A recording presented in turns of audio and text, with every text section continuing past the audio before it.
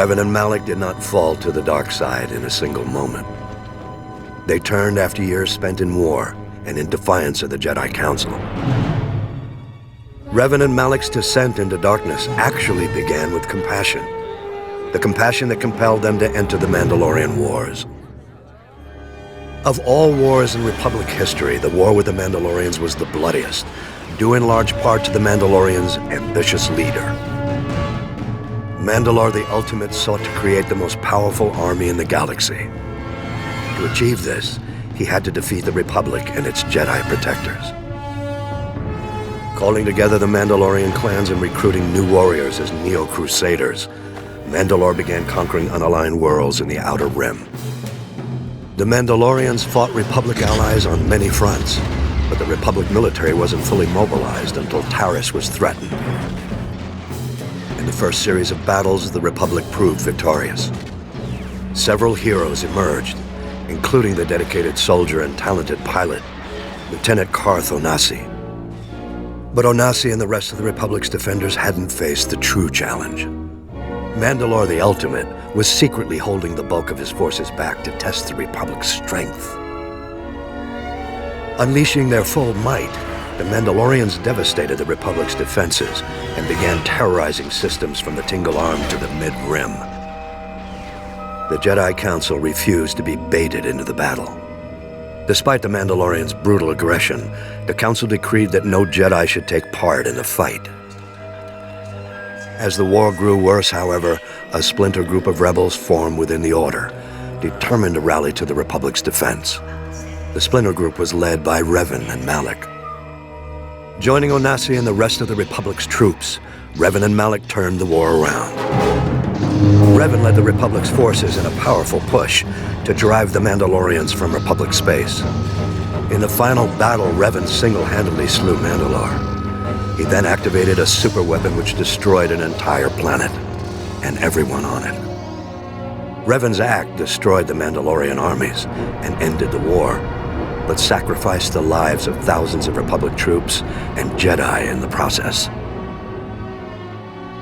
With the war over, dutiful Republic soldiers like Carth Onasi returned to their post, but Revan and Malak pursued the remnant of the Mandalorian armies into deep space. It was there, of course, that Revan and Malak found the Sith Empire, and upon meeting the Emperor, their fall to the dark side was complete. Though it became a boon to the Emperor's plan, none suspected that the hand of the dark side played a role in the Mandalorian Wars. A closer analysis of history suggests otherwise. The story of Exar Kun in my next report.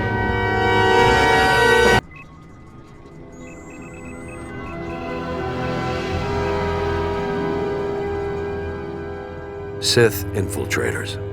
We are now certain that the Sith Empire began laying the groundwork for its return as far back as the Jedi Civil War.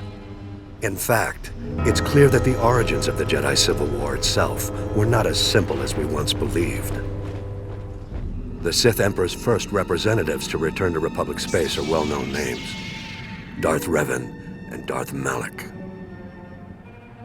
Revan is remembered now as a legend, a great hero of the Jedi Order. But that was only after his redemption. Revan and Malak first rebelled against the Jedi Council by ignoring orders and assisting the Republic during the Mandalorian Wars. Revan's success in defeating the Mandalorians caused the Council to question its orders, but none realized how far Revan had already fallen. After their crushing victory on Malachor V, Revan and Malak chased the Mandalorians into deep space. It was there on Drummond Kast that they encountered another enemy entirely, the Sith Empire Reborn. We know nothing of what transpired when Revan and Malak met the Sith Emperor. One thing is certain: when they returned, they did so on behalf of their new Dark Master. The fall of Revan and Malak to the dark side was complete. The Emperor sent them back to the Republic to make preparations for a full-scale Sith invasion. Their mission was to recover the maps leading to the ancient Star Forge, constructed by the Rakata more than 25 centuries ago. With the Star Forge, the Emperor planned to accelerate the construction of the new Sith Armada. He would exact his vengeance against the Jedi and the Republic centuries ahead of schedule. The ambitions of Darth Revan and Malak grew quickly, though. As they drew closer to the Star Forge, the two Sith Lords began to have visions of their own empire. Fortunately for the Republic, Malak's thirst for power drove him to betray his master. He attacked Revan's ship and left his fallen master for dead. The Jedi found Revan wounded and unconscious. After much debate, the Council made a controversial decision to erase Revan's memory and retrain him as a Jedi. Working with Jedi Master Bashila Shan, Revan recovered his strength. He then rescued the Republic and defeated his former apprentice. The Jedi Civil War was over, the Star Forge destroyed, and Revan not only redeemed, but celebrated as a hero. Deep in Revan's lost memories, however, hid the knowledge of a lurking menace far greater than Darth Malak. Indeed, the Emperor's plan to accelerate his return was thwarted, but the construction of the Sith Armada continued. It would only be a matter of time. With the war over, Revan returned to deep space in search of the Great Evil. What happened after that is unknown. Though Revan's ultimate fate remains a mystery, we have learned much about the events that preceded his fall. The Mandalorian Wars will be the subject of my next report.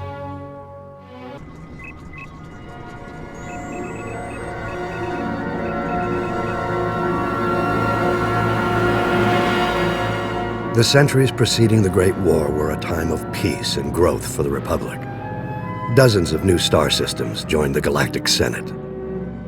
For the Sith Empire, however, these centuries were marked by a rapid acceleration in the preparations for war, an effort in which the Sith showed surprising cooperation and sacrifice. I have long suspected that during this extended period, the Sith spent generations infiltrating Republic political circles, and even the Jedi Order. Reviewing historical records, I have uncovered strong evidence of one such case. Izen Gint was a fourth-generation Jedi, widely considered to be the most promising Padawan in the Order. Having a similar heritage, the venerated Jedi scholar Master Baral Over took Gint as his apprentice. Together, Over and Gint traveled the galaxy, studying the mysteries of the Force. Over the years, the pair became more and more ambitious, eventually undertaking a daunting mission. They set out to explore the ancient Sith temples on Yavin 4. Their goal was to investigate the final resting place of Naga Sadow, one of the most powerful Sith Lords who ever lived. Arriving on Yavin 4, Over and Gint discovered that Naga Sadow's twisted Massassi warriors had survived the centuries. The Massassi originated as a Sith subspecies, forming the backbone of the earliest Sith armies. But Naga Sadow subjected his Massassi followers to heinous experiments, turning them into dark force-wielding monsters. Gint and Master Over fought bravely against the Massassi, but they were defeated and forced to flee deep into the temple. There they encountered the dark energies still lingering in Naga Sadow's tomb. Weeks later, Master Over returned to the Jedi Temple on Coruscant, alone, wounded and half insane from the tortures he had endured.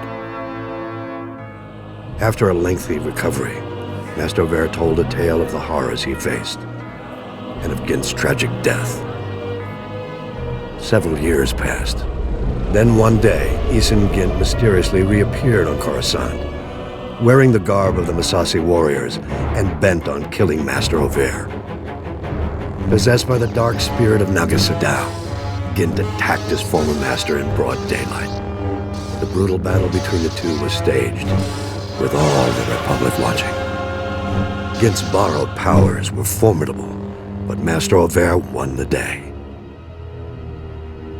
Over's triumph over darkness was celebrated, and the Jedi Council assumed that all was well.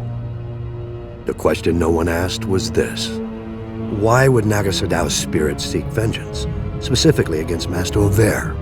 The answer has become clear after a closer look at Over's Jedi heritage. His father and grandfather also went out of their way to visit the tombs of the ancient Sith Lords. They were a family of Sith infiltrators. Ovair's mission on Yavin 4 was not for the Jedi. It was on behalf of his true master, the Dark Emperor of the Sith.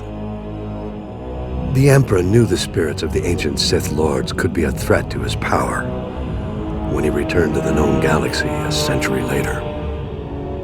Ovair's trip to Yavin 4 was a preemptive strike. To seal Naga Sadow's tomb and ensure the Emperor's only enemies when he returned would be the Jedi and the Republic.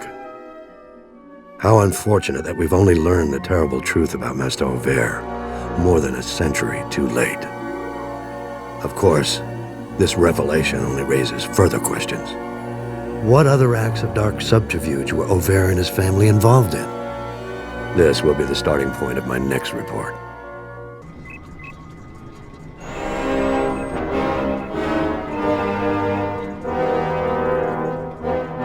The onslaught of the Sith Empire was an event unlike any other in the history of the Republic.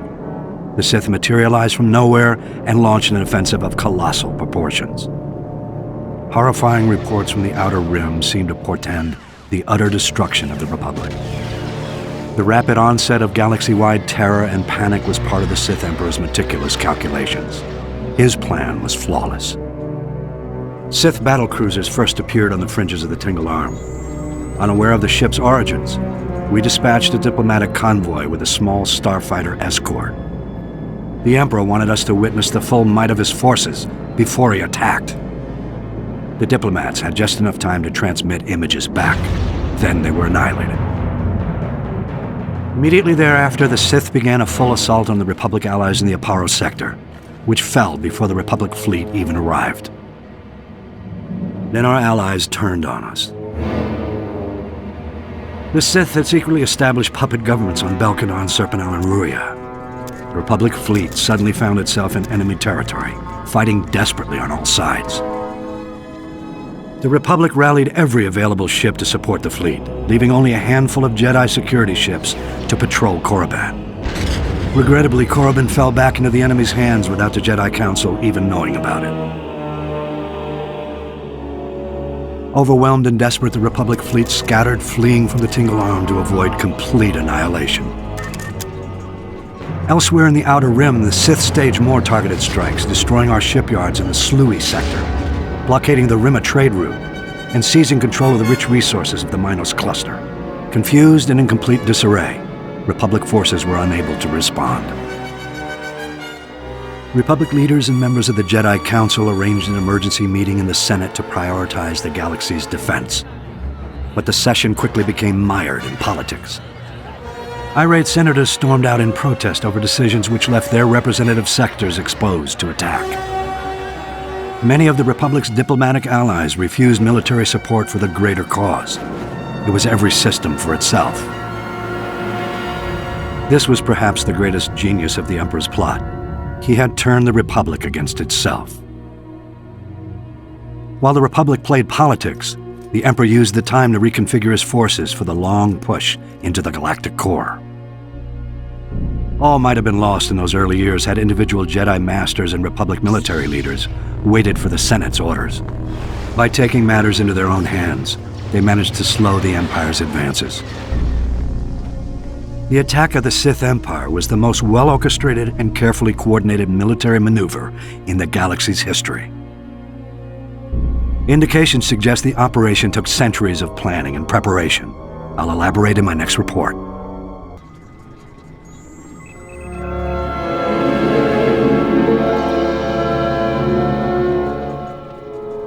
When the Emperor planned the Republic's destruction, he did not foresee the need for alliances. The Sith would sweep through the galaxy, systematically exterminating their age-old Jedi enemies and dismantling the proud Republic. But the Emperor's vision was cynical. He did not count on the brave sacrifices the Republic's heroes were willing to make. After the Sith offensive seized the Siswina sector of the Outer Rim, the Imperial Armada turned its sights closer to the core, the Mid-Rim. Believing the Republic was still recovering from its heavy losses, Imperial forces charged into Bothan space, where they were caught off guard by the full force of the Republic fleet. The Republic fleet obliterated the Imperial squadron, and the Battle of Bothawui became the Republic's first major victory in the war.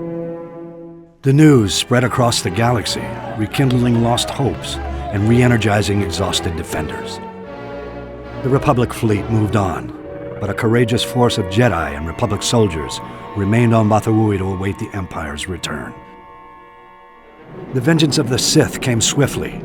Imperial battle cruisers from around the galaxy closed in on Bothan space to recoup their losses. A high-powered planetary shield protected Bothawui from bombardment, forcing the Imperial forces to engage on the ground.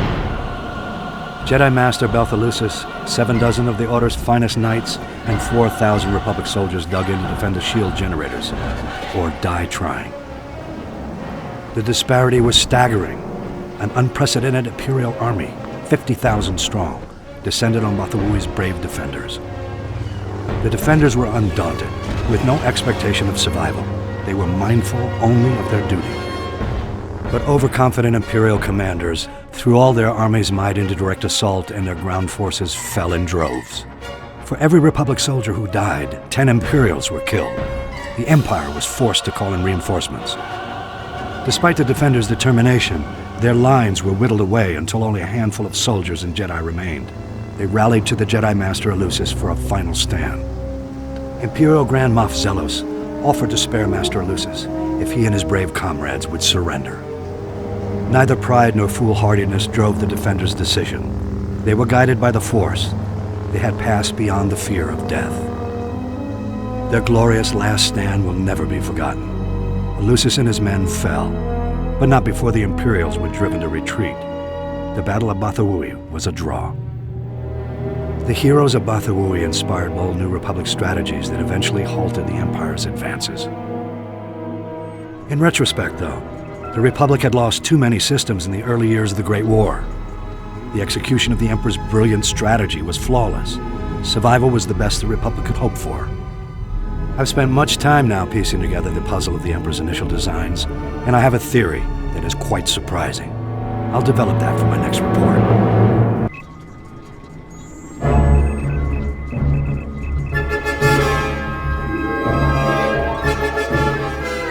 The arrival of Imperial allies in the Great War was a devastating blow from which the Republic never fully recovered. This was the second step in the Sith Emperor's master plan. Recent Republic strategic information reports proved that the rise of the Mandalorians was orchestrated by Imperial intelligence. We know extremely little about this shadowy organization, but Imperial intelligence operatives are clearly just as deadly as their Sith superiors.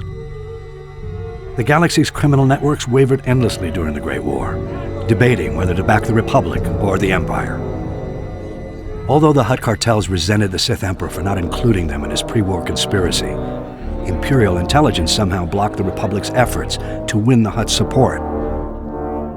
Scattered around the galaxy, Mandalorian mercenaries and bounty hunters faced the same choice as the Hutts. Some signed on with the Empire, but most remained independent. Imperial diplomats made repeated attempts to recruit the galaxy's most infamous bounty hunters, but were turned down every time. The Empire shifted its tactics. Mandalorian mercenaries and bounty hunters often fought as gladiators for money and glory, a mark of honor in the Mandalorian culture. Imperial agents used this to their advantage, infiltrating the most prominent gladiatorial arenas in the galaxy, as managers and sponsors, and even in some cases as gladiators themselves. The Imperial agents singled out a proud young gladiator to be their pawn. This young gladiator had always fared well in the arena, but with his new Imperial allies, his rise was accelerated to unprecedented levels. Rigging arena fights is not unheard of, but Imperial agents brazenly sabotaged the entire system by drugging their champion's competition. None could stand against him. The whispers of Imperial agents became cheers in the arena. Mandalore, Mandalore. The ancient title of Ultimate Warrior King was thrust upon the young gladiator. His infamy grew, and when he called, the Mandalorians rallied to their new master. The new Mandalore secretly served masters of his own, however. Imperial agents pulled their puppet strings, and the Mandalorian army blockaded the Hydean Way and challenged the Jedi. Though the blockade was eventually broken, The stage was set for the sacking of Coruscant, and the uneasy truce which now paralyzes the Republic. The Mandalorian-Sith alliance remains intact to this day. That could change if the original ruse was brought to light, but the Imperial intelligence covers its tracks too well. Mandalore was slain recently, and his killer, the new Mandalore, has taken his place. Whether or not he's another Imperial puppet remains to be seen, but we must watch him closely. Imperial agent success in bringing the Mandalorians into the war was the counterplay to the Republic's first string of victories, the subject of my next report.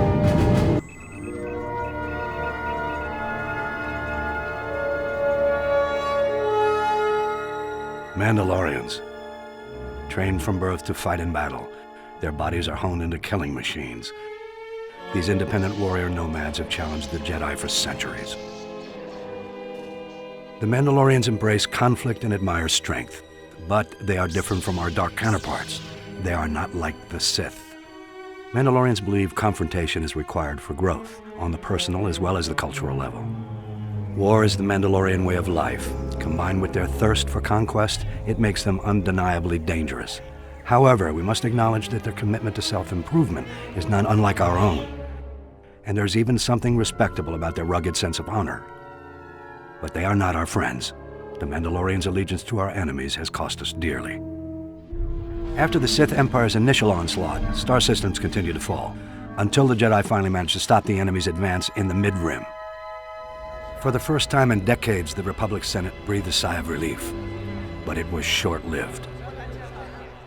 In the arenas of Geonosis, a young gladiator had risen to prominence, calling himself the new Mandalore, a title unclaimed for centuries, a title reserved for the greatest warrior in the galaxy, a warrior worthy to lead the Mandalorians.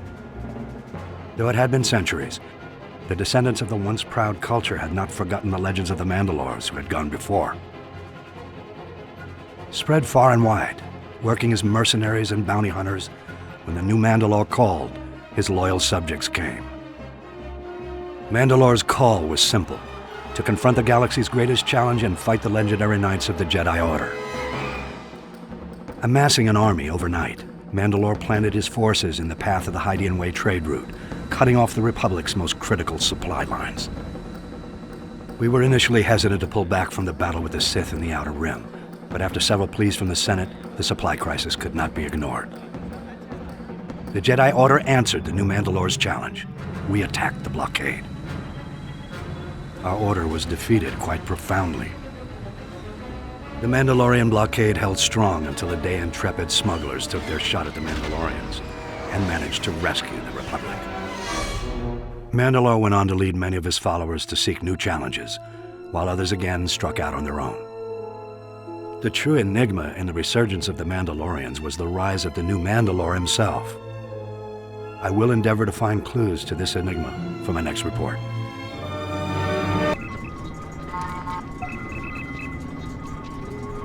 Greetings, I am Master Nos Doral, Keeper of the Jedi Archives. The Jedi Council requests I perform a daunting task to revise the Order's historical records in light of new revelations about the formation of the Sith Empire. Specifically, I am to trace the conflict between the Empire and the Republic, the Sith and the Jedi, to uncover the roots of the struggle which now plagues us.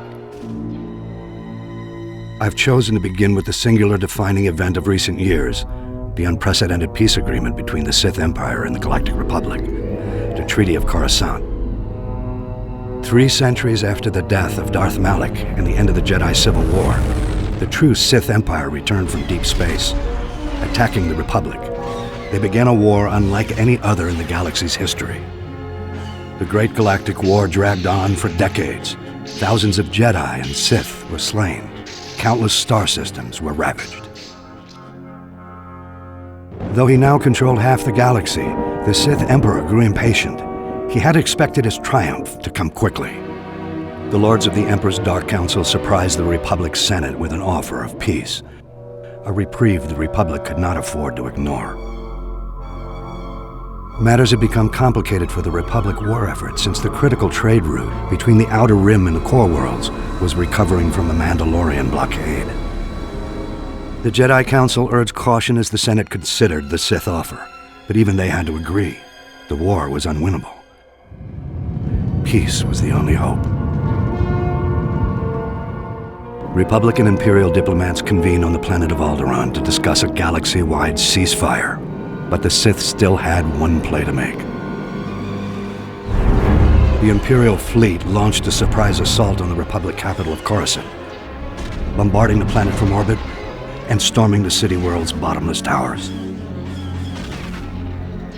With Coruscant's defenses incapacitated, the Imperials annihilated the Jedi Temple, captured the Senate Tower, and held the entire planet hostage. Back on Alderaan, Republic diplomats had no choice. Despite unfavorable terms, the Treaty of Coruscant was signed. Jedi and Republic troops began withdrawing from battlefields around the galaxy, leaving star systems to fend for themselves and to be quickly swallowed up by the Sith Empire. The Jedi returned to Coruscant to find their temple in ruins and irate senators blaming the Jedi for all the Republic's troubles. Those still committed to defending the Republic, the Jedi relocated to their ancient homeworld of Tython to rest, meditate, and seek guidance from the Force. Thus began the unprecedented stalemate, the Jedi reconnecting with their roots, the Republic nursing its wounds, the Sith consolidating their power, and a galaxy divided between darkness and light. In retrospect, this outcome was inevitable and would have come sooner, were it not for some of the Republic's less savory allies. I will elaborate on this theory soon.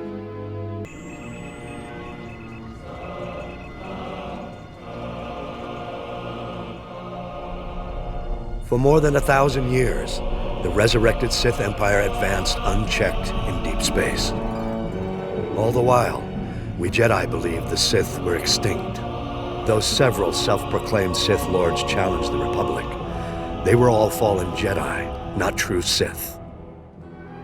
The true Sith were the biological descendants of the ancient red-skinned race native to Korriban. The true Sith were extinct, except those who fled into exile 900 years ago. The success of their reincarnated civilization is testimony to the dark genius of the Sith Emperor. But the dedication of the Imperial people must be acknowledged as well. In our brief glimpses into the Empire's secret history, one name stands out: Grand Moff Odile Viken, the founder of the modern Imperial military. As a child, Viken was one of the few hundred survivors who fled the carnage on Korriban at the end of the Great Hyperspace War. To escape their enemies, the Emperor led a small fleet of Sith ships in a hyperspace jump into uncharted regions.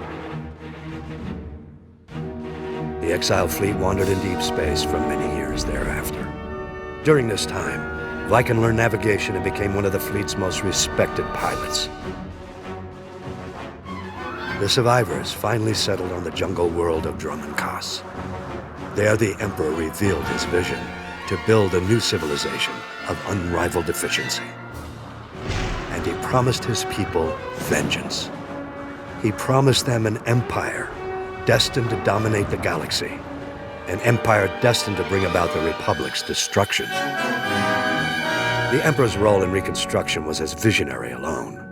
He's said to have withdrawn into isolation and left the logistics to a newly formed Dark Council and to loyal Imperial leaders like Odile Viken. While the Dark Council debated long-term plans in the Sith power structure, the young Viken took on the monumental task of establishing order. Viken drafted every non-Force user of age into the new Imperial military. He then developed the Imperial Military Training Regimen that remains to this day. With his army well-trained, Viken led a campaign to carve a footprint into the wilderness of Dromund Kaas, to create room for the Empire's new capital to flourish. Records suggest that during the campaign, he personally slew a rabid Tyrantatek on the site where the Imperial Citadel stands today. After establishing the Empire's dominion on Dromund Kaas, Viken turned his attention to constructing a new Imperial Navy. Dividing his troops between engineering, mining, and manufacturing, he laid the groundwork for an ambitious plan: the creation of the Imperial Armada. By his own estimates, the task would take centuries. Viken knew he would never see even a fraction of his plan's success. Nonetheless, he garnered the support of the Dark Council and started the work. It was this act which earned Viken the honor of being the first Grand Moff recognized in the new Imperial military. Grand Moff Viken was eventually killed during an Imperial campaign to conquer an alien system in deep space. He died in battle on the bridge of a prototype Star Destroyer, a fitting end to the first Imperial Grand Moff. Though Viken was lost all those centuries ago, his plan and his name lived on to inspire countless generations who marched under the Imperial banner. Viken's story represents the surprising loyalty the Imperial citizens show to an empire in which they will always be subservient to the Sith. I believe the roots of this loyalty lie in the events of the Great Hyperspace War. I'll explain my theory in a subsequent report.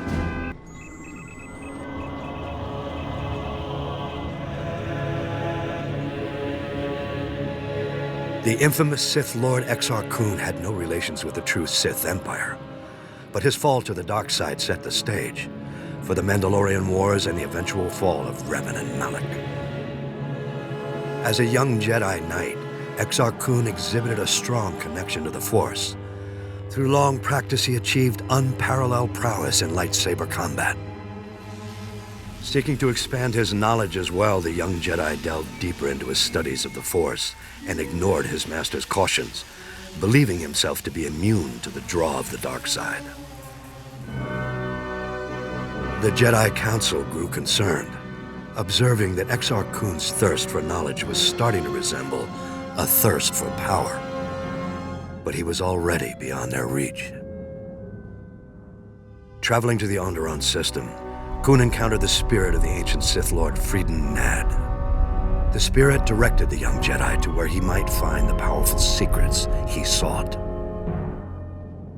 Venturing into the Sith mausoleums on Korriban, Kun faced tests from the fallen Sith Lords.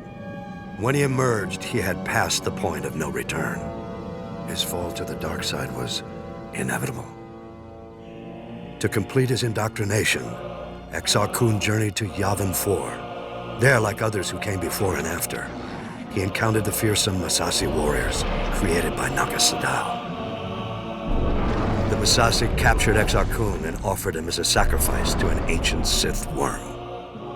Facing death, Kun fully embraced the dark side and channeled his hatred to kill the worm. Empowered, the young Sith Lord then enslaved the Massassi and recovered an ancient Sith battleship, abandoned centuries earlier by Naga Sadow. However, ruling Yavin 4 was not enough. Seeking to establish himself as the undisputed Dark Lord of the Sith, Exar Kun attacked the Krath cult of the Empress Tita system. Among the Krath, Exar Kun came face to face with another fallen Jedi, whose strength matched his own, Ulic Qel-Droma. Qel-Droma had fully embraced the dark side after unsuccessfully trying to infiltrate the Krath and dismantle their cult from within. After a long duel, Qel-Droma and Exar Kun joined forces. Exar Kun is the undisputed Dark Lord of the Sith, Qel-Droma as his apprentice. Their armies, Krath and Massassi, combined to form the infamous Brotherhood of the Sith. The Brotherhood then waged a ruthless war against the Republic and the Jedi. After winning several battles, the Sith attacked the Jedi library on Ossus. There, Qel-Droma struck down his own brother. Ossus was destroyed in the battle. The Sith were victorious, but their triumph was short-lived. Remorseful for killing his brother, Qel-Droma abandoned the dark side and betrayed Exar Kun. the Republic drove Kun back to Yavin 4, where the Dark Lord enacted a ritual, sacrificing his armies to keep his spirit alive. Though unable to defeat him entirely, the Jedi were able to imprison Exar Kun's spirit in the temples on Yavin 4. From what we know, it remains there to this day. We can learn much from Exar Kun's story. Of greatest interest is simply the fact that he was not aligned with the Sith Emperor in exile on Drummun Kaas. The fact that the spirits of the ancient Sith Lords supported Exar Kun suggests that they did not, and perhaps do not, support the Sith Emperor we face today. We have very little information about the Emperor or his efforts to rebuild his empire in exile. I will review the details we do have in my next report.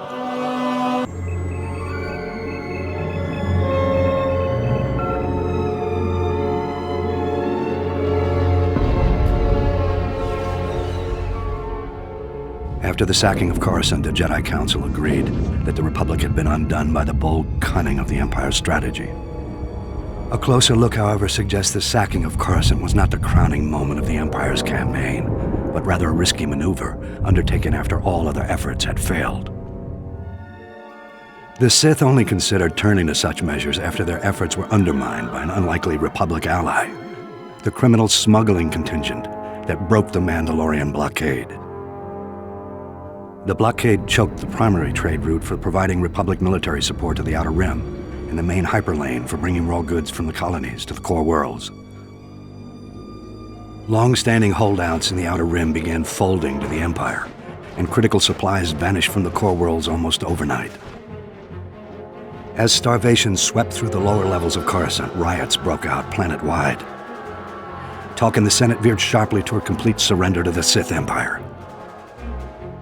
It was at this critical hour that a Mirialan smuggler named Hylo Viz recognized an extraordinary business opportunity for her and her partners. With the Republic willing to pay any price for raw goods, Hylo's plan was simple: break the Mandalorian blockade. Loading massive freighters with all the goods the Outer Rim had to offer, Hylo and her fellow smugglers hauled their loads to within a parsec of the blockade and stopped still. Distracted by suspicious freighters, the Mandalorians never knew what hit them. A motley fleet of small starships dropped out of hyperspace and opened fire. A massive space battle ensued. The smugglers' light freighters ran rings around the Mandalorian cruisers. But even so, Hylo Viz and her band were outmatched. Fortunately, Republic Strategic Information Systems was tipped off and starfighters were scrambled from nearby systems. With their assistance, the Mandalorians were quickly overcome. The blockade broken, Hylo Viz brought freighters full of raw goods into Coruscant and walked away with more wealth than she had ever imagined. An elaborate medal ceremony was held in her honor, but Hylo never showed. She was long gone. Rumor has it Hylo Viz was killed a year later for double-crossing the Hutts. Regardless, through this unlikely hero's efforts, the Republic war effort gained a reprieve. At the time, many believed the Empire was behind the Mandalorian blockade. My research indicates a far more elaborate explanation. I will share that in my next report.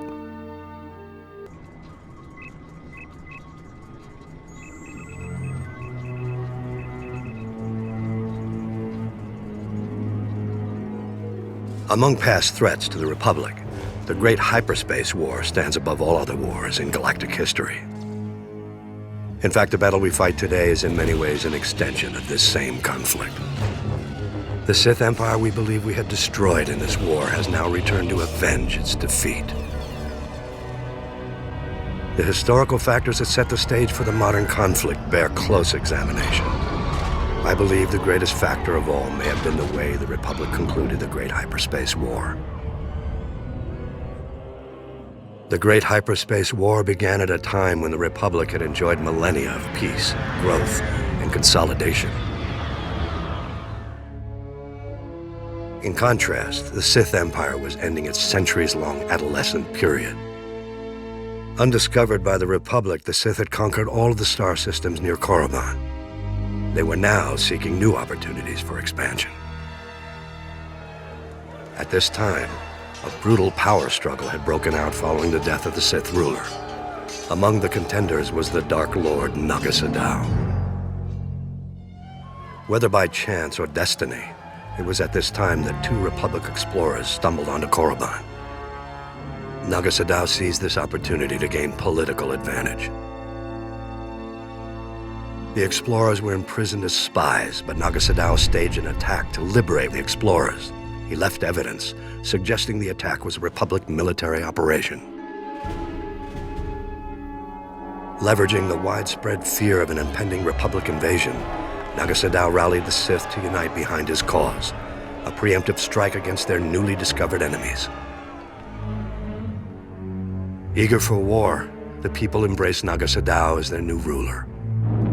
His first act was to launch a vicious assault against the Republic. The Sith armies attacked on several fronts, including Coruscant itself. Naga Sadow commanded all his forces from a meditation sphere, suspended over a giant star. The initial onslaught overwhelmed the Republic's unprepared defenses. The Sith Empire's victory was almost assured, but as happened so often, the dark side turned upon itself. Naga Sadow was betrayed by his apprentice. Though the apprentice was defeated, the attack did succeed in breaking Naga Sadow's battle meditation. The tide of the war turned. The Sith were lost without their leader's direction, and the Republic forces soon chased the invaders back to the very doorstep of Naga Sadow's meditation sphere. Recognizing his imminent defeat, the Sith Lord abandoned his forces and started a chain of events to destroy the nearby star and everything in its vicinity. Naga Sadow fled back to Korriban, only to discover renewed opposition to his rule. Civil war broke out, whittling away what was left of the Sith Empire's already weakened armies. Naga Sadow defeated the upstarts, but the Sith were defenseless when the Republic fleet attacked shortly thereafter. As the Republic fleet wiped up what remained of the Sith military, Naga Sadow fled again, this time into permanent exile on Yavin 4. It was at this moment the Republic made what might now be considered a mistake. The Sith no longer posed a threat to the Republic, but the Supreme Chancellor was unsatisfied. Jedi and Republic forces were sent to Korriban and other Sith planets to ensure no remnants of the Sith Empire remained. It was this action which drove the surviving Sith to flee into deep space, with the new Dark Lord who rose to take Naga Sadow's place. The same Dark Lord they continue to call Emperor to this day. I believe this was why he led his people to rebuild their civilization on Drummun Kaz. And this was why they returned 13 centuries later to get revenge against the Republic. One must wonder how things might have been if the Republic had handled the end of the Great Hyperspace War differently. We mustn't forget, though, the conflict at the heart of the Great Hyperspace War and the war we fight today began even before the Sith Empire rose to power. I'll elaborate in the next holo record.